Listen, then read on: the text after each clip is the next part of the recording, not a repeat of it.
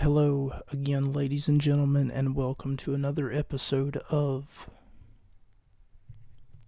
the Gut Lit Podcast.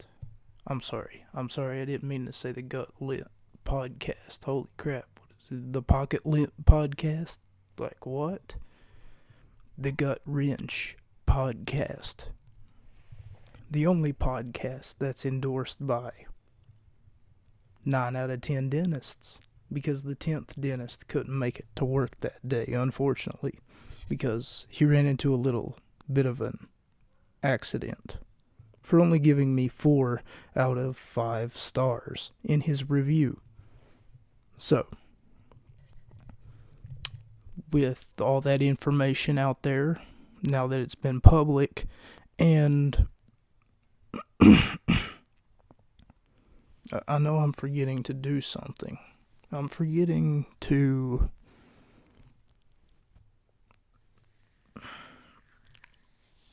okay. Silly me. Hello everyone. Once again, my name's Mocha. Your name is not Mocha, but I bet it's something that's important to you and your family. I bet it's Eric or Jasmine. No, never mind. It couldn't be Jasmine. Apparently my analytics tell me that. My analytics have informed me that my audience is 100% male. So, despite my constant pleas to women's wrestling and the fact that I'm followed on Twitter by Shimmer Wrestling, which is an all-female promotion, by the way, for those of you who didn't know that, or for that matter in the future, who don't already know that. I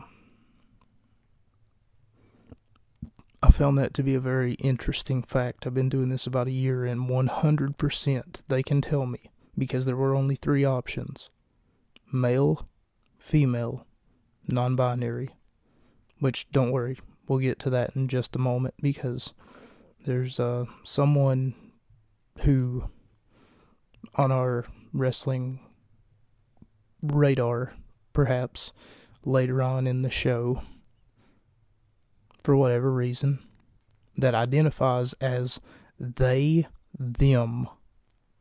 Put that in air quotes, by the way, because I'm not really sure what, like, why? Why do you gotta be weird? It's like 2015 came around, and then after that, there was a whole big, maybe one person who decided that it was a good idea to, for whatever reason, maybe their mom asked them to go take out the trash, and then they were like, okay, I'll go take out the trash, and make sure your sister cleans her room. And then all of a sudden the big sister looks at the mom, and then she's like, you can't call her, okay? She prefers to be called they, them. So get her pronouns right, mom. And then all of a sudden, as a joke, maybe it was a joke, it started to become this whole big thing that blossomed out of control. Because they, them didn't want to clean their room, Now it's hard to get people's pronouns right because all of a sudden they don't feel right in the right body or whatever. Oh, I don't feel like a man, so I must be a woman, so everybody call me a woman. And Mocha, doesn't that sound like a fairly woman name, Listen here, you little... There's a name for people like you, and I can't think of it.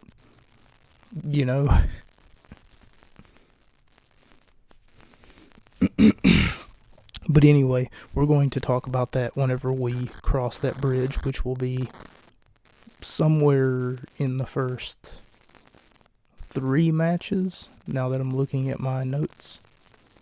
Also, first ever here on the Gut Wrench Podcast, I didn't take my notes this week on a pen and paper. because I'd noticed throughout past episodes that I'd been complaining that there's not enough light in my room, and I can't write down what I need to write down if there's not enough light in my room, because writing is hard when you can't see the piece of paper that you're writing on. So, as an experiment, I thought that it was a great idea to take out my notes from my phone, to take out my literal notepad on my phone and open YouTube, and at the bottom where I have YouTube Premium, I can watch the YouTube video while actually taking notes. So this week we're going to try a small experiment where I'm going to try to do somewhat of a play-by-play.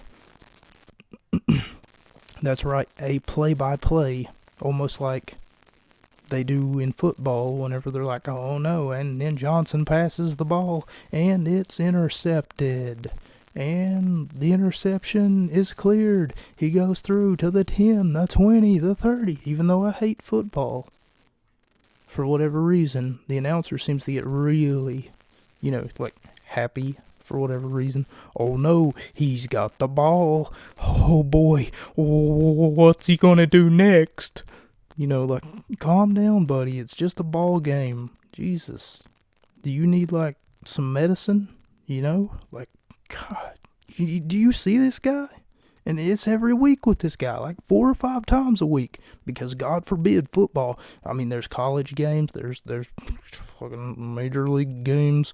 There's some sort of before the pro league games. There's the regular season, and then there's the pro season. Oh boy, pro season's coming around. Football. But as much as I hate football, I'm going to try to do a little bit of a play-by-play commentary. Because I wrote down some of the, if not all of the major parts of the wrestling matches that took place this week. Some of this is also going to be improvised, so everything that I'm reading off of my notes right now, that's in front of me instead of, usually my notes are on my lap, and I have to, where there's not sufficient lighting in my room, I have to, look around and, oh no, what did I say here? And then, either my whole entire room will be lit by a candle, or by 6 or 10 candles, so that I can see my light, or so that I can see my notes, rather.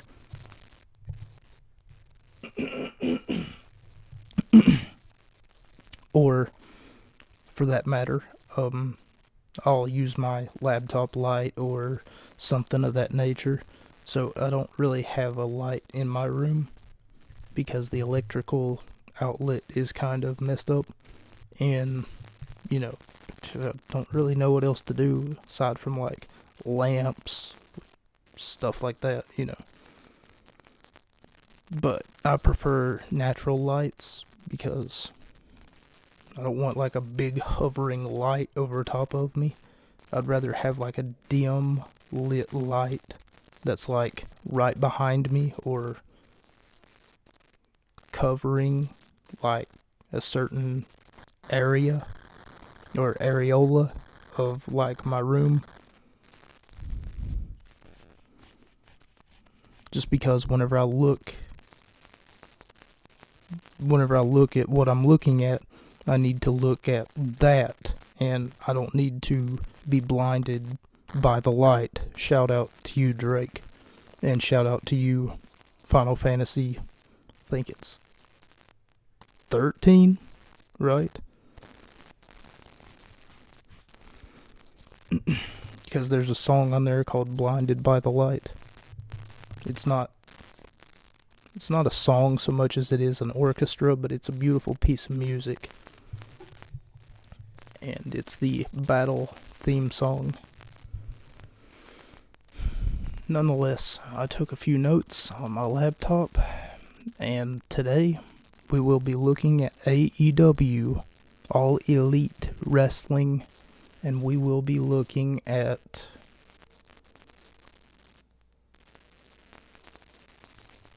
AEW Elevation. Dark Elevation from this past week. So, let me think. Today is the 11th, because it is my brother's birthday. So, today is Friday. So, the 10th was Wednesday. The 9th, I'm thinking, if I'm counting backwards. So, from the 9th, from November the 9th, 2022, AEW Dark Elevation.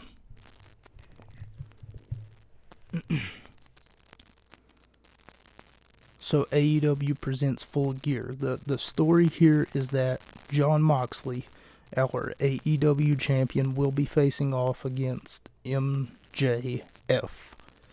who, for whatever reason, he's not up to his usual heelish tricks like he usually is.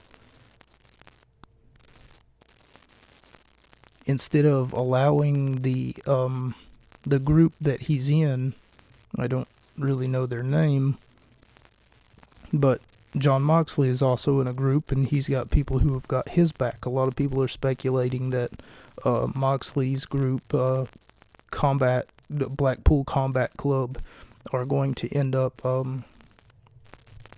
turning on Moxley come pay-per-view time, which Full Gear is your pay-per-view. Full Gear 2022 should be coming up within the next 2 weeks or a week or so.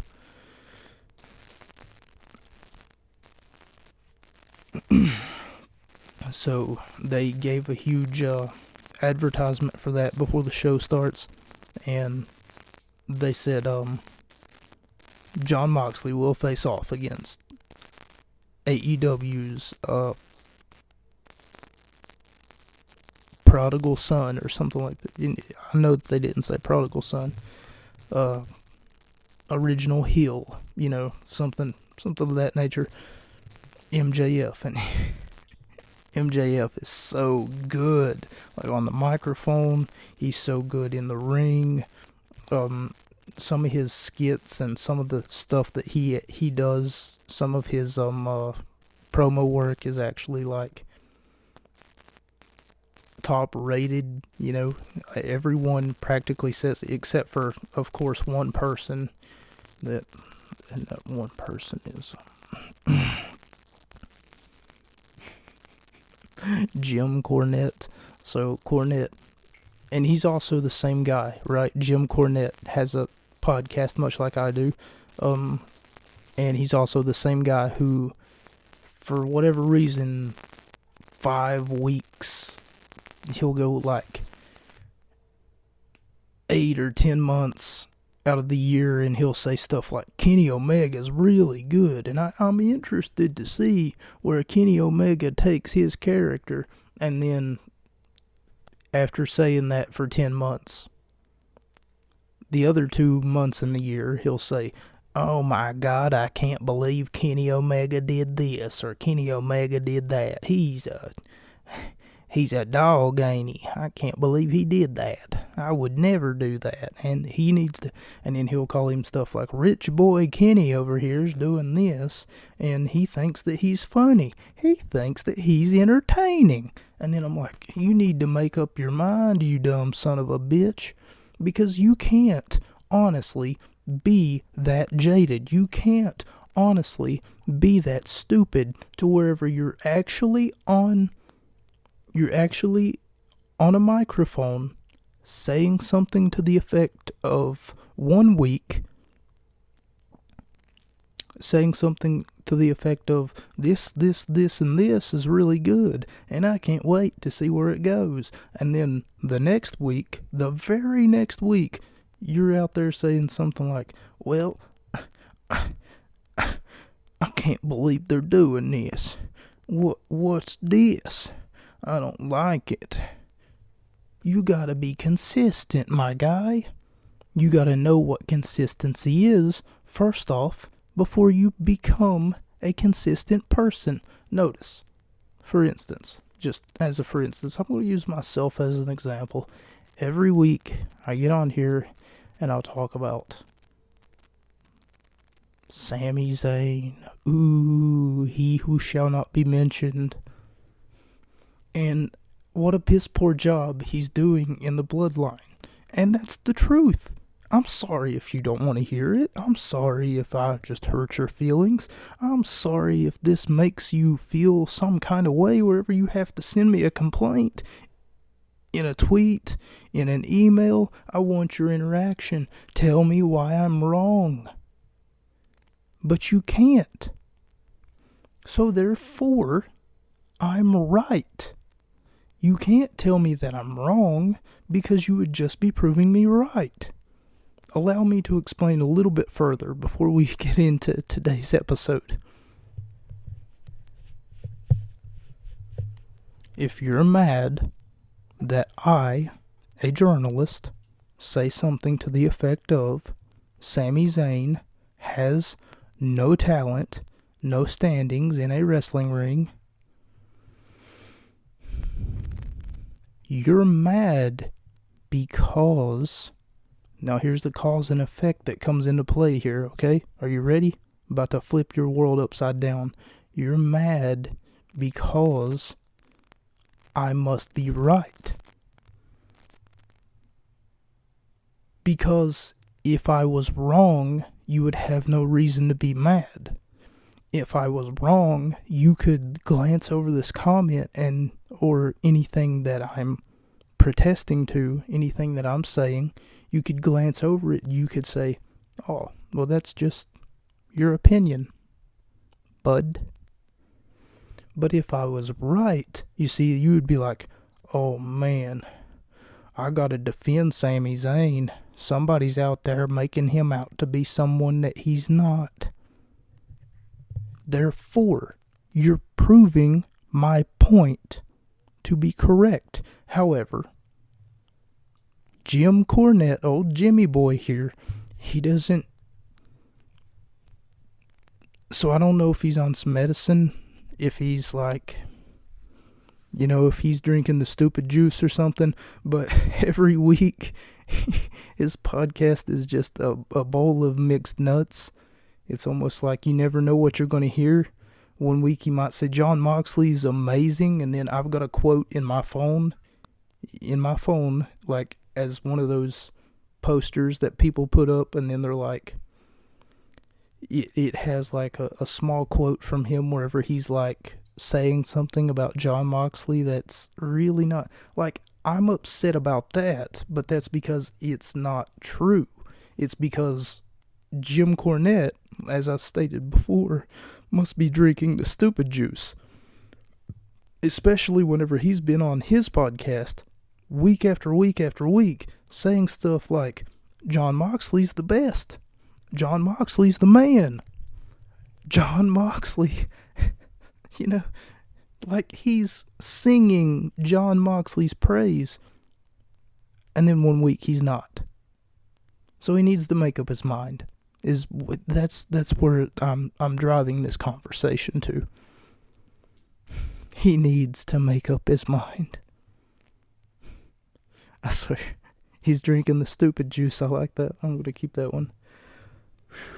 Okay, and this week we looked at the November the 9th, 2022 episode of AEW Dark Elevation. In my notes, where was I?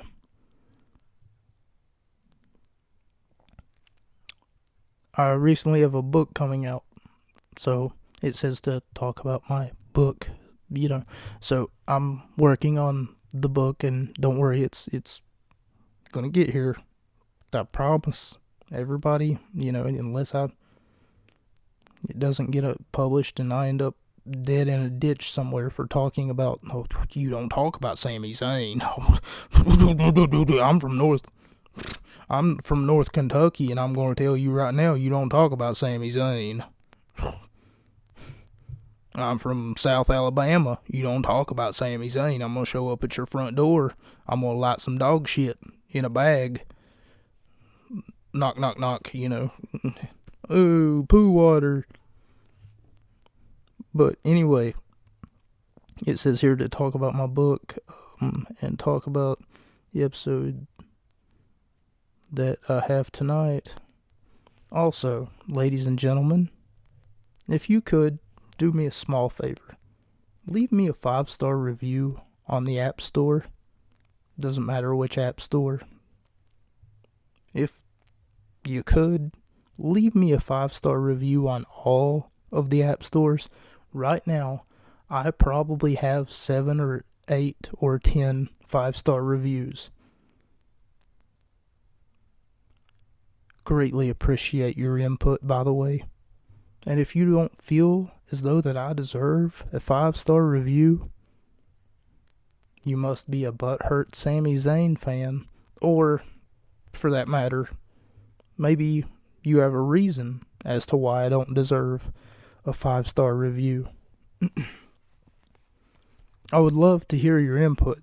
So, if you could, please leave a nice or a not so nice comment on my Twitter page, or for that matter, the rating that you're about to leave me. And thank you so much for your input, and thank you for listening to the Gut Wrench Podcast.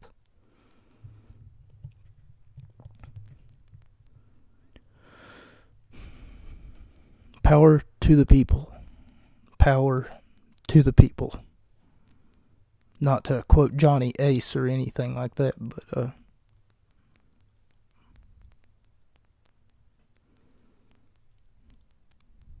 okay, so match 1 is Abaddon versus Amy Rose. So the significance of her name, Amy Rose.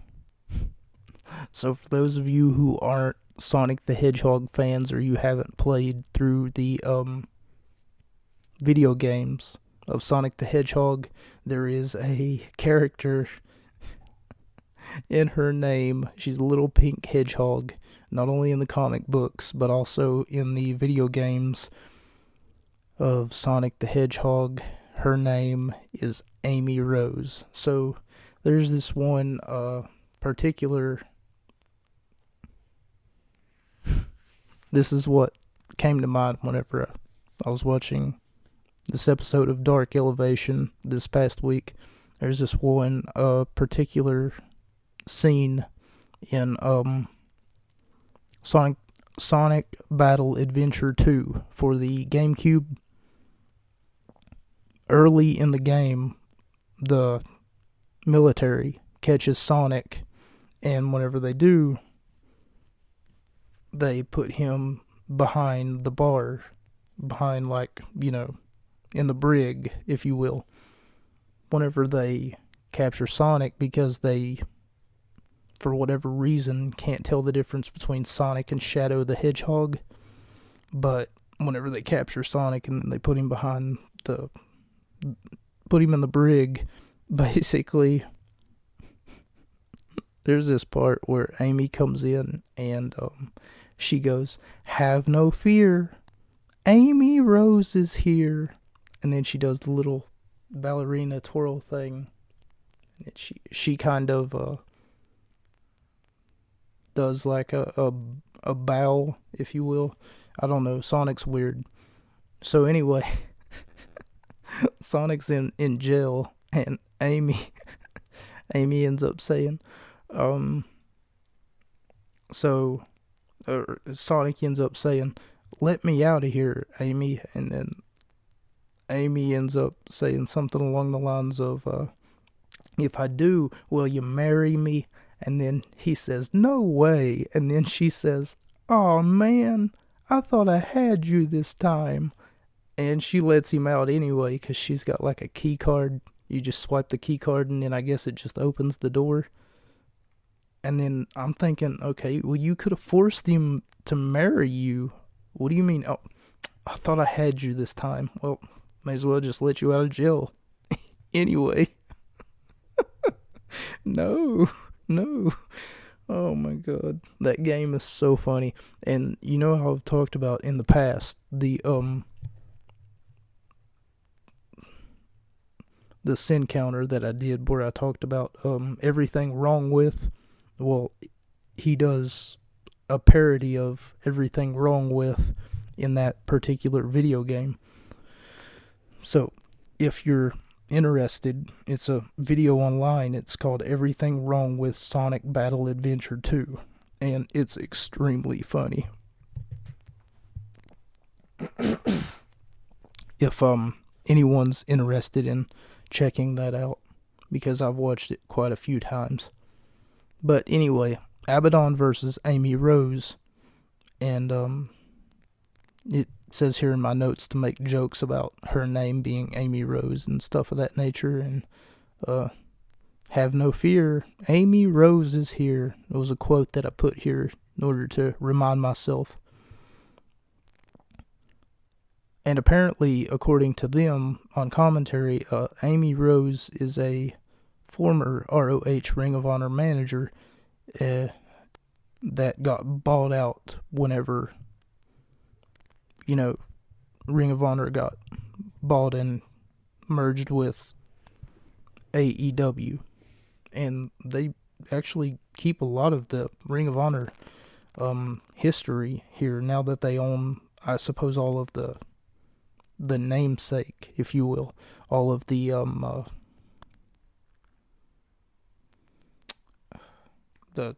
trademarks, I guess you could say.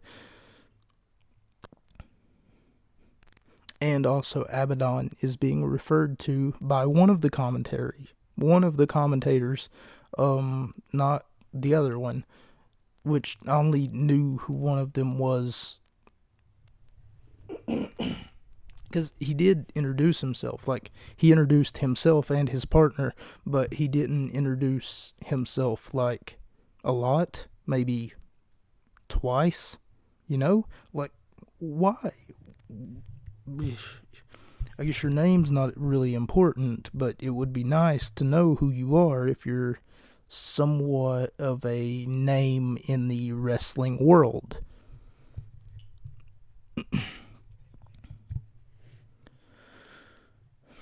Anyway, Abaddon goes by they, them pronouns, and whenever he's talking about her.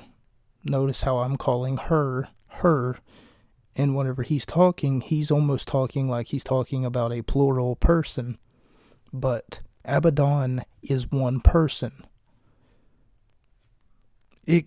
Excuse you, how are you talking about her like she's three individuals in one?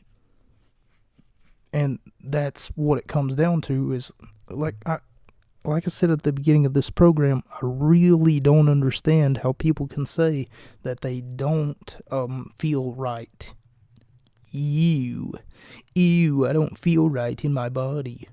I feel like a woman. I've been listening to Shania Twain too much, like, stop, evaluate your life, take a minute, take a deep breath, and ask yourself, do I really feel more feminine, or am I just procreating and manifesting this?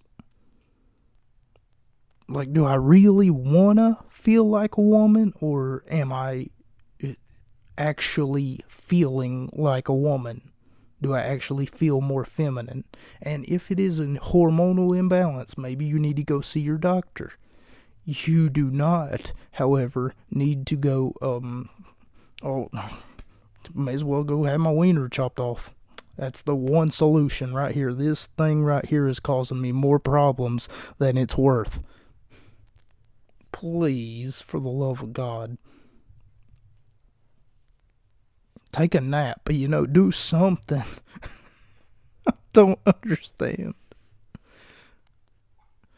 I gave this match 1 out of 5 stars, aside from a couple of jokes that I could make, I suppose, toward its expense. There was really nothing to, like, highlighting about it, DraftKings partners with AEW again. I guess they're done partnering with WWE because they used to partner with WWE. Literally. Like, I don't understand this. I guess they're not allowed to partner with WWE anymore, and I guess AEW is just the newest renaissance of professional wrestling. If you can, for whatever reason, if you can manage to get correct how a few of the matches will end, or in what way, like, let's say Jon Moxley, MJF, and you was to put down submission, and, whoever wins via submission, then, what do you know? You could win your share of $2,500, $2,500. That's a lot of doll hairs. So DraftKings with Daddy Magic and Cool Hand make a huge ad. ROH 6-man tag team championships match as the as the trios championships are on the line. As the champions, Dalton Castle and the boys versus the Trustbusters. The Trustbusters are Arya, Slim, and Jeeves K. Later on, about 5 minutes into the match, I would figure out who the hell the boys are, because they are announced as the boys, and for a better half of the match, they are referred to as the boys. So the boys are Brandon and Brent. So I finally found out their names after about 5 minutes, because there was even a part in the match where the Trustbusters were outside. Arya and Slim, and I think Jeeves was in the ring, but and while they're outside, they couldn't get into the ring because Dalton Castle clapped his hands and he said, "Boys." And whenever he says that, he grabs them and starts throwing them outside the ring onto the opposing team. Like they're lawn darts or something. And Katy Perry, holy crap, Dalton Castle reminds me of Katy Perry and Velveteen Dream if they were to have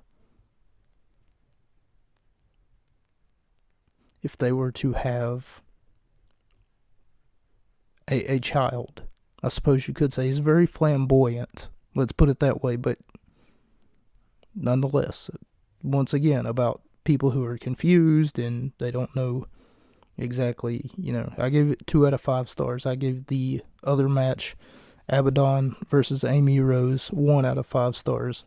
This one was fairly entertaining for quite a few reasons. As Dalton and the boys ended up retaining their championships. Athena versus Abby Jane. And Abby Jane looks like a discount version of Nikki Cross back when she was all smiles and stuff of that nature. Now she's getting back into her gimmick, or at least a version of her gimmick back when she was like, I am dark and I am mysterious and, I am with sanity. That group with Eric Young and Alex Wolf and her husband or her boyfriend, whatever his name was. He's a big guy. He's called the... what's his name? Alex Wolf, Eric Young. I'm hoping if I say it enough times that it'll... Nope, it's not coming back to me. He's called the Belfast Brawler, I think, was his his ring name, if I remember correctly. So disrespectful not to be able to remember. But I'm able to recall 3/4, just like on one episode that I did a few months ago, where I couldn't remember the fourth member of, for whatever reason, I could only remember 3/4 of a group known as the Four Horsemen. And, in some regards, that is Killian Dane. That's his name. But for whatever reason, that's as a wrestling fan, and as a wrestling media, I should be able to remember, or for that matter, always be able to say, I shouldn't have to forget, or for that matter, have these moments where I forget, because it's like a major group in wrestling history was the Four Horsemen. Let me try it again. Sanity was made up of the following people: Nikki Cross, almost had a stroke. Anyway, Nikki Cross, Eric Young, Killian Dane, and Alex Wolf. Yes! There we go. But Athena versus Abby Jane, and Athena read her lips. Oh, you're so cute. So one of the commentators said that he read her lips, and he looked at Athena telling Abby Jane that, oh, you're so cute. Athena had a 6-match win streak, and she keeps it going here. Not a lot to talk about, though, but Athena, throughout the match, does disrespect and somewhat bully Abby, even after she wins the match. I give it 2 out of 5 stars. Perhaps a heel turn coming for Athena, who they refer to as the Fallen Goddess. I remember Athena as Ember Moon, so it's good to see her back in a wrestling ring. I was told that she was pregnant, but I'm not sure whether or not that's true or not. And that's why she was gone from NXT for so long. Trish Adorga versus Tay Mello. Now, it was Tay Mella. I'm sorry. That's exactly right. Trish Adorga versus Tay Mella of the Jericho Appreciation Society. So, right before the match begins, and for that matter, before it ends, and for that matter, after it ends, Sammy just makes out with her throughout the match. Sammy Guevara just plants a big old smooch straight on her while the world's watching on the entrance ramp.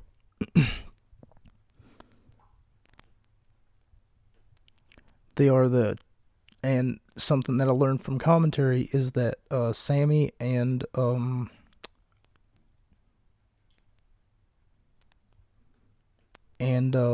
Tay are the AAA Intergender Tag Team Champions. Tay and Sammy Guevara. A few moments into the match, and she wants some good luck kisses from her BF Sammy. Then she finishes the job with the Thai KO. So she gets the knee up after going for what looks like a vertebreaker. And I give it 2 out of 5 stars. It wasn't that long. It was what I wouldn't say is entertaining, but it was interesting to say the least, because once you get started and then you're like, oh, okay, so they're in a,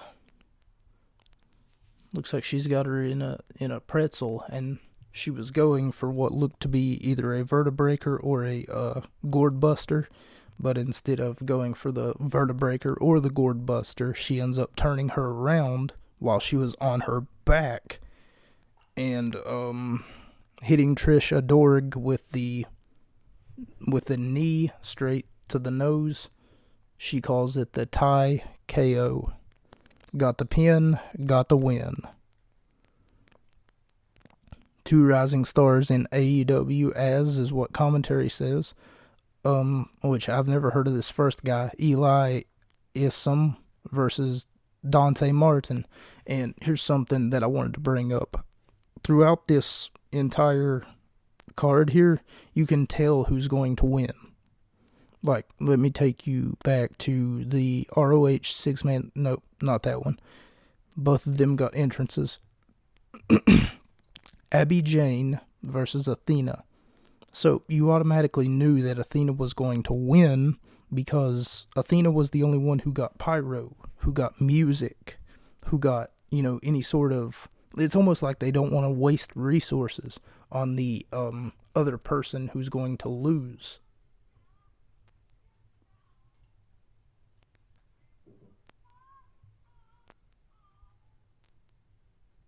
Someone is outside right now singing. I'm not really sure why they're singing.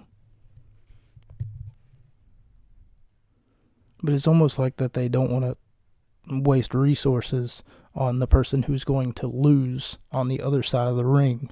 So instead, and I hate that, that they're making it extremely obvious who's going to win the match and already giving away part of the ending, To do that would be like if you were reading a book and right before you get to the end of the book or the end of the movie, and it's a movie franchise that you love, the director personally comes up to you, and it always happens, rather. And the director always tells you what's going to happen at the end. Let's say 2 hours before you start the movie. Or you go to pop the disc in. You go to watch it at the theater. It doesn't matter in this scenario. Then what ends up happening is the director comes up and then he just all of a sudden just says, "Hello, ladies and gentlemen, you're about to watch The Lion King." And then he says, "At the end of this movie," and then just spoils it right before the movie starts. And then he says, "Have a great day, ladies and gentlemen." So, it's half of the magic that's been kind of removed. And as a wrestling journalist, I would prefer it if they didn't tell me who's scheduled to win what match. But anyway, I got a little bit sidetracked there. I gave Trish Adora and her name's not supposed to be Tamela. I know that for sure. I can't, for the life of me, remember what her name was before it was Tamela. But Tamela ends up picking up the victory off of the tie KO, as she calls it. 2 out of 5 stars. So commentary says 2 rising stars in AEW clash as Eli Isom versus Dante Martin. So like I said, I was going to try to do a play-by-play this episode. So here's the play-by-play. Here's some of the highlights that happened during the wrestling match. Eli was already in the ring before it started, so we already know that Eli's not winning this particular contest. a nice rally going back and forth, and then you got a nice deep arm drag from Dante Martin. Loved the deep crossbody, and the moonsault corkscrew rope walk into a pin for 3 out of 5 stars. Wasn't that long of a match. Some of the highlights that happened were really good.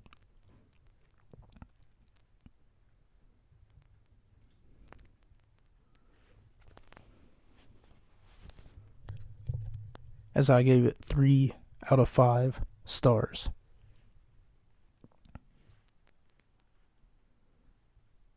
Then we go to our next contest, which was a trios tag team match.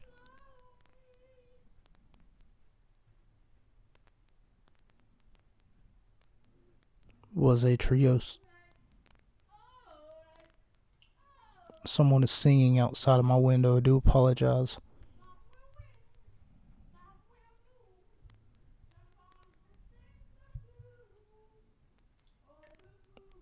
I think that they're drunk.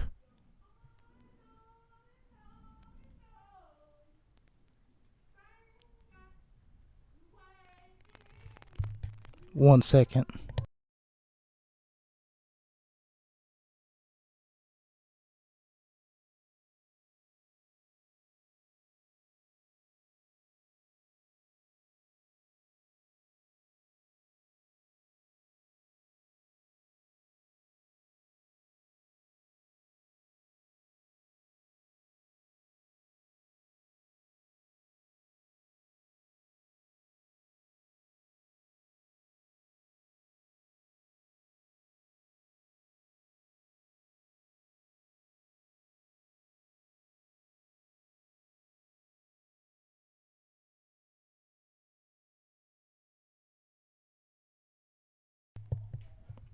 I do apologize for that elongated pause. Someone came into my house singing, and I don't know if they're drunk. I don't know if they're high. I don't know what the problem is. I'm extremely, extremely sorry. I know that I asked for a 5-star rating, and then I give you guys nothing but silence.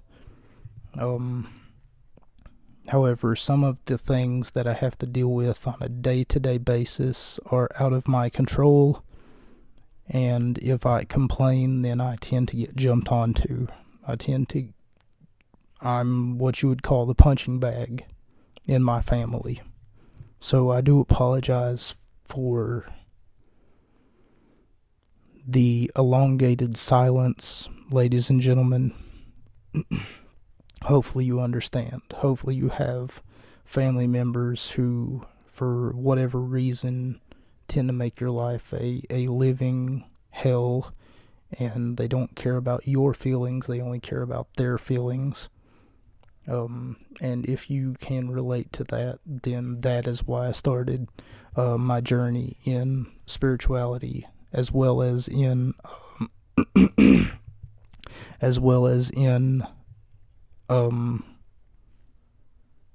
mental health in one way or another. That's why I monitor everything that I post on my Facebook page, despite me not posting on Facebook for a long time. I do apologize once again, ladies and gentlemen, for the elongated silence. It was never my intention to silence my platform for 2 or 3 minutes. Luckily, though, I have a mute button.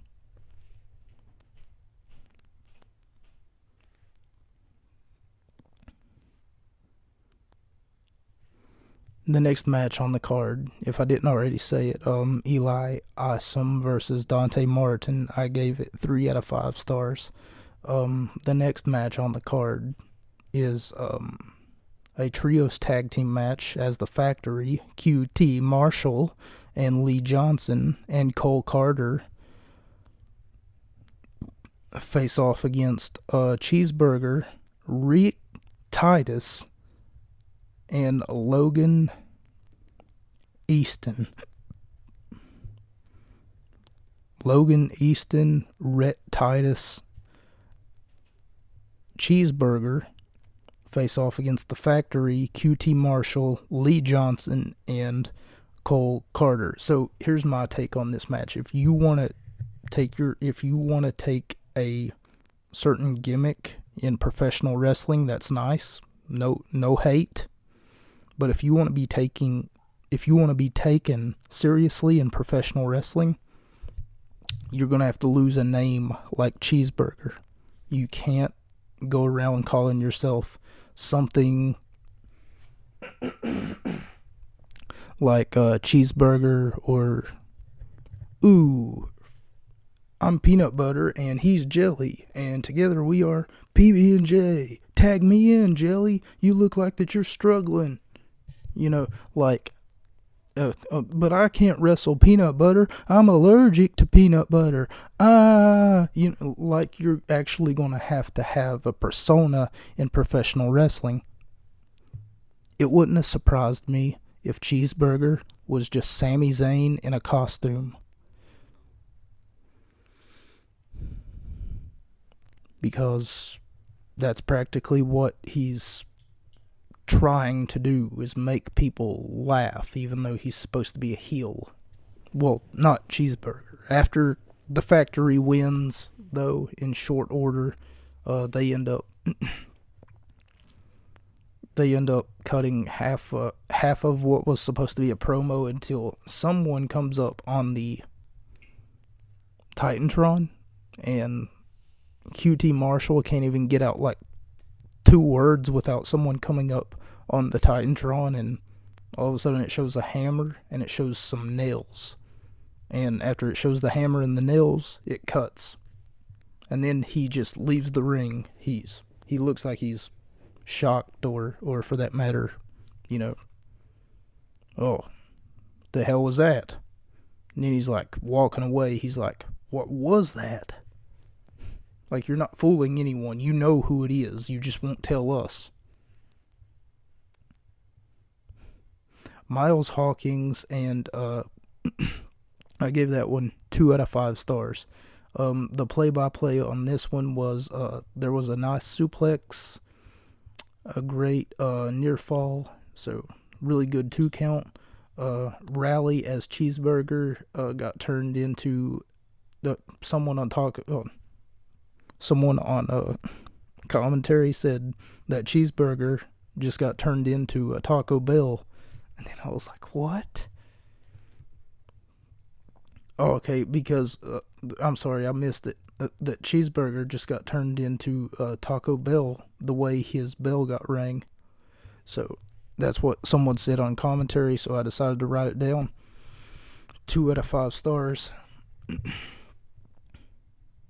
Miles Hawkins and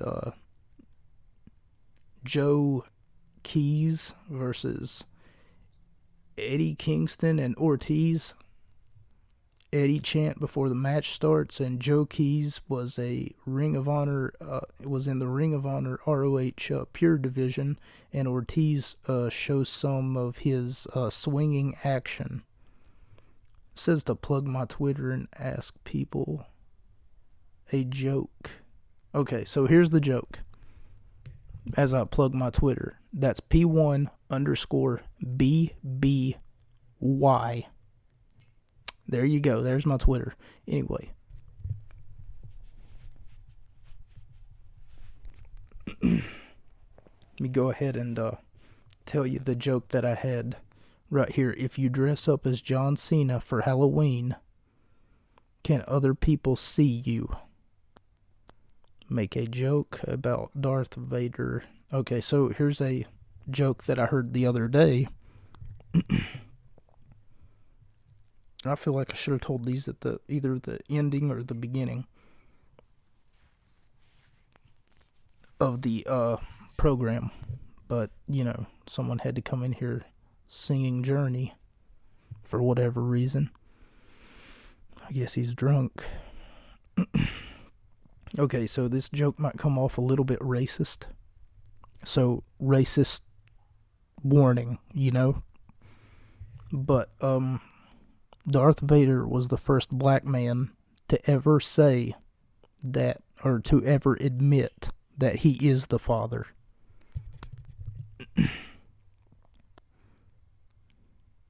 Then back to the action, as I give it 2.5 stars out of 5. It was over in like 3 minutes, and it had a nice rally. Good to see Eddie Kingston on Dark Elevation, even though he's barely on TV, especially like YouTube or AEW Dark or Dark Elevation. There wasn't really many, if not any, highlights. There was a nice part where he hit him with a half and half suplex. No, I'm thinking of the next match. Sorry, almost ruined it. The next match is Kip Sabian versus Alex Reynolds, the Dark Order member, Alex Reynolds. A nice rally at the start, a nice fast-paced Irish whip, and a good stalemate at the start with a vertical leaping drop kick. And Kip Sabian does this thing wherever he like leapfrogs over Alex Reynolds, and then after that he goes like down on the ground, and then Reynolds jumps over him, and then after that Sabian gets up off the ground, and then Alex runs straight into a flying drop kick, like a beautiful leaping drop kick. I feel like if Kip Sabian was any later on that drop kick, it would have probably hit Reynolds probably would have hit Sabian in his nuts, because that's how close he was to hitting. But it was a beautiful vertical drop kick. And Kip Sabian Alex Reynolds does a move that Roman Reigns used to do called the drive-by. The outside of the ring apron. Nice near fall, small package, but he only gets a 2 count. A nice clothesline, and Reynolds hits a Tiger Driver powerbomb pin on Sabian from Reynolds. He hits an elevated suplex and gets a 2 count. Sabian bites Alex Reynolds, using the ropes for some leverage to steal the win. He doesn't necessarily use the ropes, but see, Reynolds tries to steal the victory with either it's a victory roll or it's a small package. I think it's a small package because he wasn't standing on top of him. That's usually the way that you do the victory roll.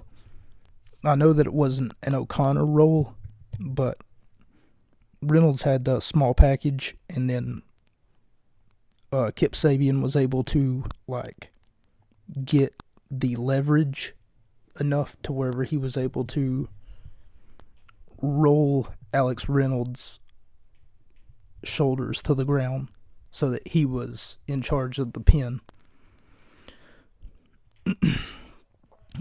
I gave it 4 out of 5 stars. It was honestly a really good match. Nice back and forth, nice fast-paced action.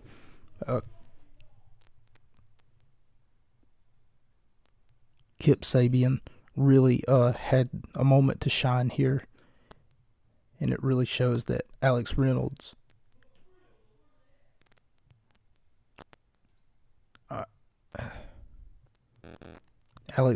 also has a lot of talent. So I gave it 4 out of 5 stars. And now we come to our main event, which didn't really have all that much to offer. It had a few spots.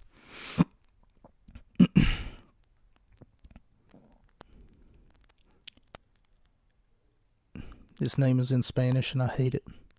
As Angelico and Butcher and the Blade with the Bunny versus Best Friends and Rocky Romero. So Chuck Taylor is in a pretty funny spot here because two of his former tag team partners, two of his tag team partners rather, are in this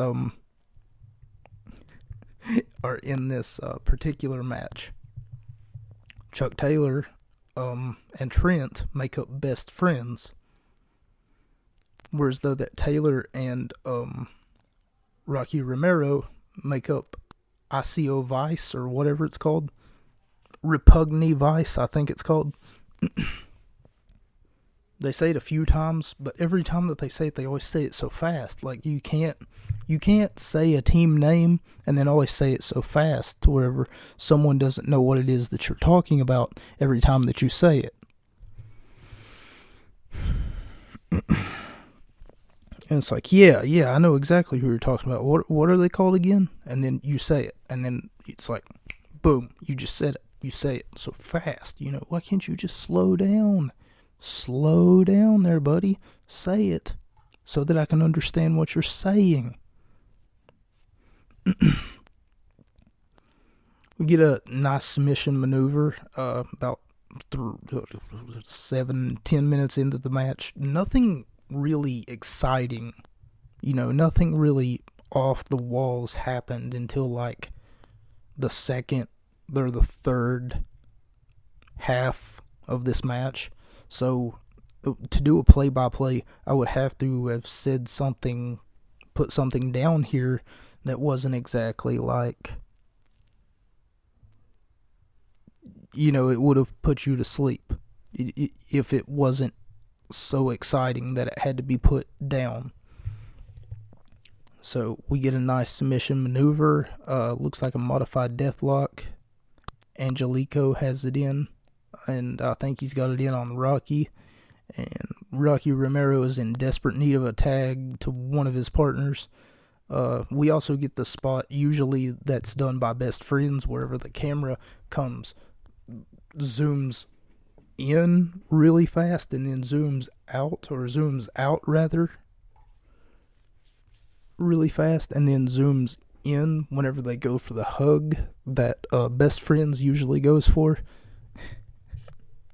And if you don't know what I'm talking about, then you just it's just an inside joke every time that Trent Beretta and Chuck Taylor, or for that matter any combination of Chuck, Orange Cassidy, and Trent Beretta are in the ring, because it's either best friends or just friends, like Chuck and Orange Cassidy.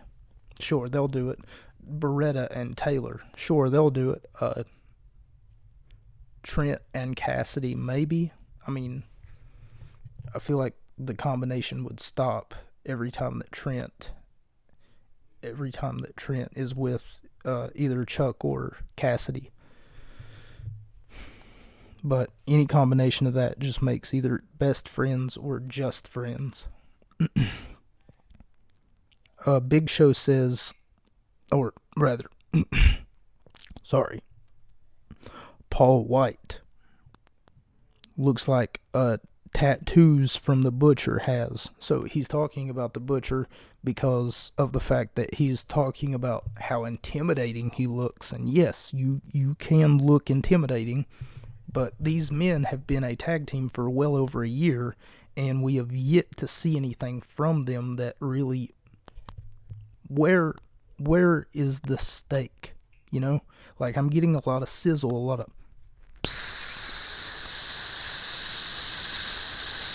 You hear that? You hear what that is? That's the seasoning that I'm putting on the steak. He's all sizzle and no steak. He's all bite and no bark. Or he's all bark, rather, and no bite, is what I mean to say. He's, I see that he looks intimidating as a tag team wrestler, but where's the delivery? When does it come? You gotta be able to do more than just look intimidating, is what I'm trying to say. You can look intimidating all you want. You could be a bouncer at a club, but the minute that a fight breaks out, you gotta be like, hey, guys, Just stop it. Just cut it out, okay? No, you gotta be able to throw out the drunk guys that are harassing the girls. Nice neck breaker, beauty of a combo from Trent Beretta with a kick, then a swinging DDT, then a corner clothesline, a huge clothesline, followed up by a German suplex, a nice dragon half and half German suplex. So he hits this, like I was talking about earlier, he hits this half German, half dragon suplex. It's not that hard to pull off, but it's something you don't see in wrestling every day. It's almost like the Spanish Fly that I was talking about during the match with Candice LeRae and Io Shirai on that episode. I'm pretty sure it's called, the name of that episode should be a performance that will forever live in my heart forever, or something like that, where I talked about the Spanish Fly and how you usually don't see an avalanche Spanish Fly in the world of professional wrestling today. Thanks to a low blow from Danhausen, it's a wrap for the Bunny, the Blade, and the Butcher. And I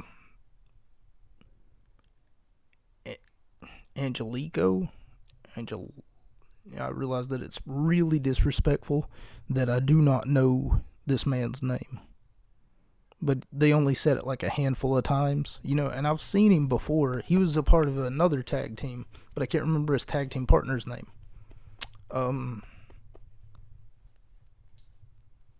You got me. He was a part of my iFunny days. But anyway, I gave this one 3.5 out of 5 stars. 3 rather out of 5 stars, not 3 half. Just 3 full stars, not a half a star after. And ladies and gentlemen, that's the show this week. Thank you all so much for joining me. I once again would like to apologize on behalf of myself here at Gut Wrench Podcast headquarters for that momentary lapse in communication. Someone was outside my window and they were singing for whatever reason, and they came in here hollering, singing Journey. So, and then after that they switched from Journey to Twisted Sister, and then after that they switched from Twisted Sister to something else. I'm sure they know the name of that song and I don't, but it's not important. The important part is it's the end of the episode. It's the part wherever I say, well, ladies and gentlemen, it's that time again. Time to call 911. Why would I do that? Listen at yourself. Time to write a love letter? Who would I write a love letter to? Think about that for a minute.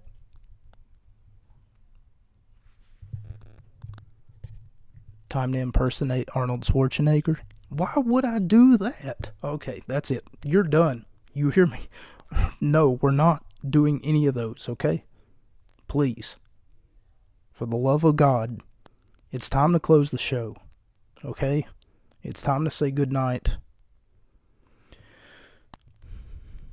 Time to shenanigans your audience? Okay, well, it's not necessarily time to do that. Not yet. But soon. Thank you all, ladies and gentlemen, for joining me for yet another episode of the Gut Wrench Podcast. Episode number, if I remember correctly, I haven't looked, 54, if not 55. I will correct myself on the next episode, because by that point in time I should have ample amount of time to have looked at the episode number count and then, actually close it with the accurate episode number count. Thank you all, ladies and gentlemen, for joining me. I'm Mocha. You're not. That's a wrap. Good night, ladies and gentlemen.